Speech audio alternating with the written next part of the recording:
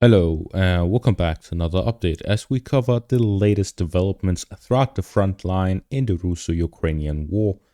We start out in the direction of Sinkivka in the Kharkiv region, where the Russians have managed to capture the northern parts of Sinkivka, and with this they have solidified their control over this area. The Russians will likely look to now advance in an eastern direction to catch the intersection of Sinkivka and attack it from two sides, from the north and from the west, with the current control over the northern parts of the village. The Russians will then look to capture the central parts and move in a southern direction. The development that allowed the Russians to get this far was their sudden advancements here to the south of Liman Pershi, where they advanced further southwards in the forest areas, after which they advanced into Sinkivka from the forest areas instead of from a wider direction and from the northern parts.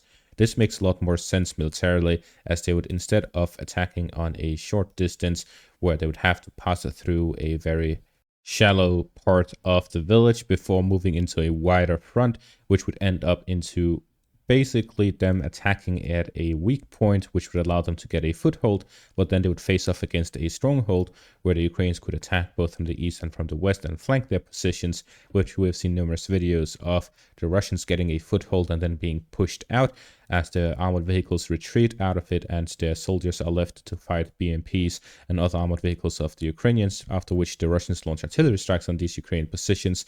It works well to pretty much grind down the Ukrainian soldiers, but for getting a foothold and capturing the village, it's very difficult. Instead, what we saw to succeed in this section of the front line was that the Russians would then launch attacks on the western parts, which makes it difficult to get the initial foothold. But that is when the Russians are strongest, because they are just starting their assault and they have armored vehicles to cover and so on. After that, it allowed the Russians to gain control over this sliver and shallow part of the village, but at the same time on a wide front, which allowed them to protect their flank and then push into this area right here. As we can see, the eastern part is also very shallow if you have the western part under your control, which makes it very easy to capture the next part. This has a significant change in the tactics of this section of the front line, which was reported to have happened due to the removal of the commander of the Russian forces in this section of the front line, due to them pretty much launching senseless and thoughtless frontal assaults. So now we're seeing that there are some developments in this section of the front line, and the Russians are slowly inching through Sinkivka, trying to capture the village, and they are now looking to get the forest line, the intersection, as well as the northern parts got completely under their control before moving down to the southern parts, and that would also require the Russians to capture the rest of the forest lines.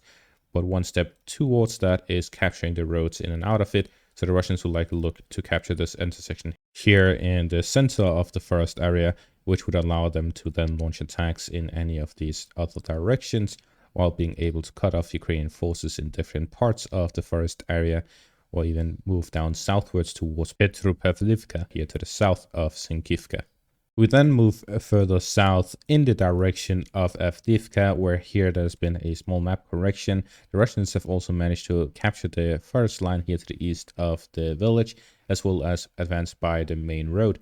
So with this, the Russians have gotten closer to getting a foothold within Lastoshkine, and fighting has reached the village both in the northern and central roads here in this section of the front line. At the same time, there's also reports by a deep state map that the Russians are starting to push from the coke plant direction towards Orelivka here to the west. The Russians may look to capture Lastoshkine and advance further westwards in the direction of Orelivka here to the north, which would pretty much cut off most supply lines in and out of Torenke. There is other roads here to the west of the village, but it would significantly decrease or limit the supplies coming into Torenke and Sheverne before the Russians then launch attacks towards these two villages from the north. They can use the main road here from Orelivka or some sub-roads here to the south of Lastoshkine. Either way, it seems that the Russians are continuously going to pressure this section of the front line and are likely looking to capture not just Lastoshkine, Torenke and Sheverne, but also Orelivka, and then possibly move to the northern direction towards Semenivka, Berdishi, and in the western direction towards Ulmanske, and so on. So the Russians are definitely going to continue pressuring this section of the front line and increase their assaults towards these villages. Although we are seeing that the Russians are suffering some losses, launching these armored assaults towards these villages. The way the strategy of the Russians works right now is that they pretty much launch armored assaults to get to the outskirts of the villages. Then once they have control over the fortifications all the way up to the villages, they send small assault groups through the forest lines to get to the front line and then launch assaults into the villages. This is to limit the casualties among the armored vehicles because they have a limited supply of armored vehicles. They cannot just send it everywhere. Although they have a very significant amount of them, they don't have an infinite amount of them. Moving on to the next section of the front line, we see here in the direction of Pobieda, there has been an advancement to the north of the village. Combined with the capture of the fortifications here, it's likely that the Russians are moving to capture the forest lines here to the north before moving on to this fortification here to the west of Pobieda, and then moving in a southern direction through the roads, capturing the flanks as well.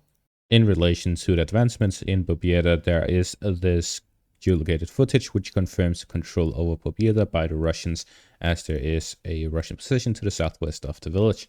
So with this, we see that there is continuous efforts by the Russians in this section of the front line to continue pressuring the Ukrainians and manage to capture the village of Pobieda.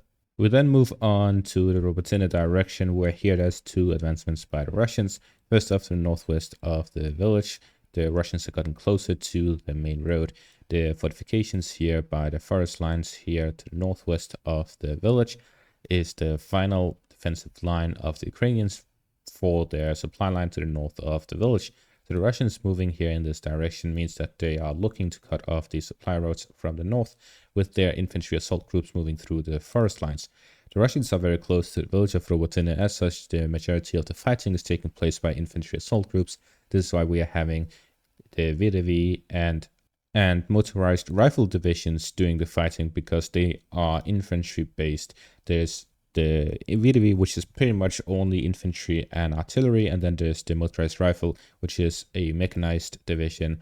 They have a lot of armored fighting vehicles, infantry fighting vehicles, and armored personnel carriers, which allows them to get to the front line, and then the majority of the division is built up by infantry groups and artillery. So there's a lot of artillery firing between the two sides, and a lot of FPV drones being used in this section of the front line, while the fighting is mainly focused around infantry and not a lot of armored vehicles, as there's a lot of mines pretty much everywhere in this section of the front line. And then there's this advancements to the east of Robotyne, which shows that there's also a force by the Russians here to the east. This was confirmed by geolocated footage, which shows the Russians gaining a foothold within the forest line here to the east of Robotyne. And with this, we see that the Russians are pushing in a westward direction as well as the northern direction. The Russians are looking here to push the Ukrainians back from this salient here to the southeast of Robotyne, and they're doing so by flanking their positions here to the north. Moving on to the west, we see here in the direction of Kamyansk, there is an armored assault by the Russians towards the village. So the Ukrainians during their summer offensive managed to capture the villages of Lubkova and Pyatatki after the Russians captured them. And they also managed to do some counterattacks in the direction of Kamyansk. And now the Russians are looking to counterattack in this section of the front line to regain some of the lost positions during the Ukrainian summer offensive.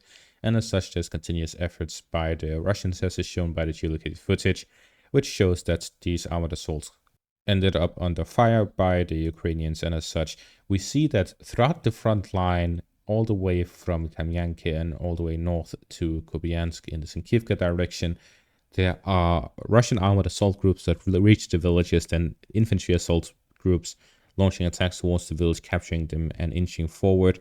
This shows that throughout the front line, the Ukrainians are forced to use pretty much everything they have in stock to hold back the Russian advancements, and the Russians are pressing on everywhere. They're doing it in a way that they can sustain these assaults for a long time.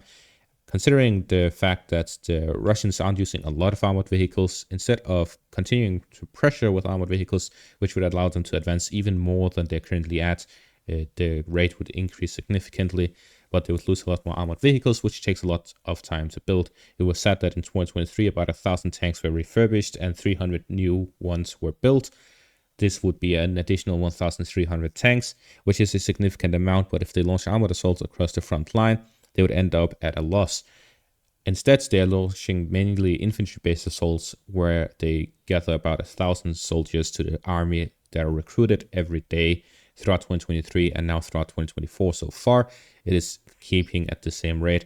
So losing 1,000 soldiers a day at the front line is sustainable by the Russians. So they're doing a mix where they're keeping the infantry losses regulated at the same time with the tank assaults regulated, so that they do not lose too much of any one thing, allowing them to continuously launch this sort of sustainable offensive operation across the front line to grind down the Ukrainian artillery, grind down their forces. The more intense the Russian assaults are all throughout the front line, the faster the Ukrainians will use up their stock of artillery, the more casualties both sides will receive, and as such they would be speeding up the essential collapse of the Ukrainian armed forces, because at some point they'll reach the tipping point where they simply do not have enough artillery, they do not have enough forces to hold the entire front line that is very wide, and the Russians simply continuously increasing the size of their forces would be able to completely outnumber and outgun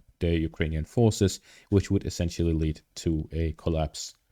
Finally, in the direction of Krinky, there is this geolocated footage which shows some of these advancements made by the Russians here within the village.